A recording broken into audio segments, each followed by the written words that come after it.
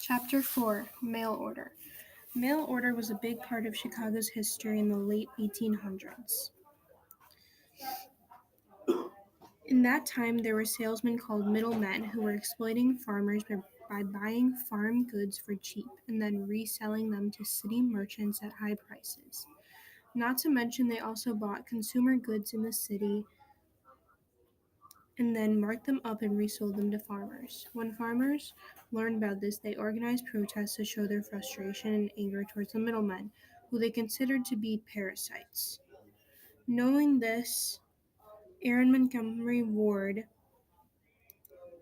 centralized a business around this marketing strategy. Aaron Montgomery Ward first arrived in Chicago in 1865 at the age 33. He worked for 2 years as a clerk at the early department store called Marshall Field and Palmer Potter.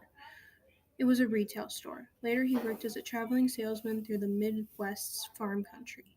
A little later on, a St. Louis merchant inspired him to go into retail himself. He started his own business.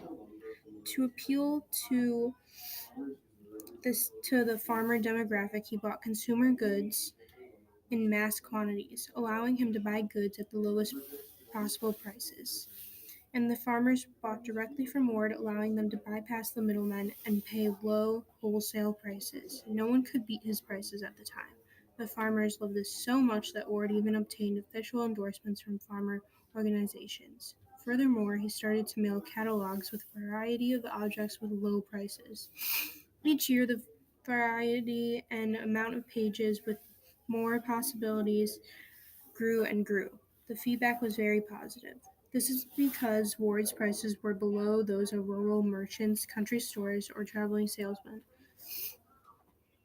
His retail store and catalogs connected farmers with modern civilization enjoyed by city people.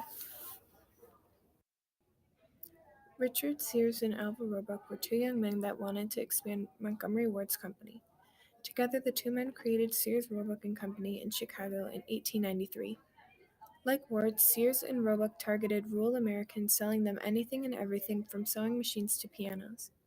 The thing that separated Sears and Roebuck from Montgomery Ward was what Sears had, in the words of a historian, a natural instinct for advertising.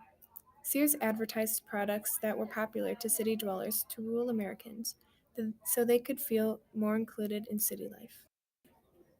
Sears had to gain the trust of rural Americans in order to succeed in his sales, and to no surprise he did.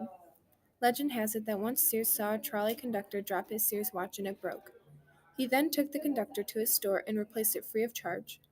After this, he received thousands of letters from people who bought his items, thanking him and asking him for advice about children, and others asked him for spouses. Like Ward, Sears's catalog was enormous. The first catalog consisted of 196 pages and contained goods like clothing, saddles, and pianos.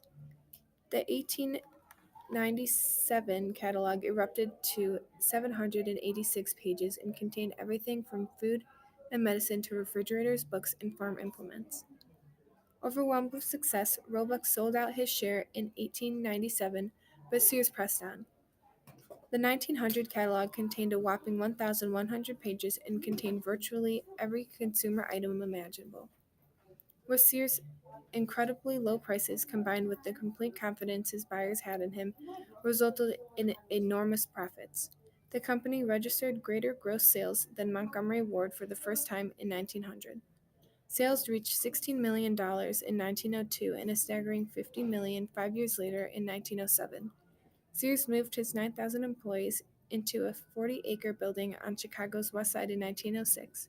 Sears Roebuck and Company became the largest retail business in the entire world.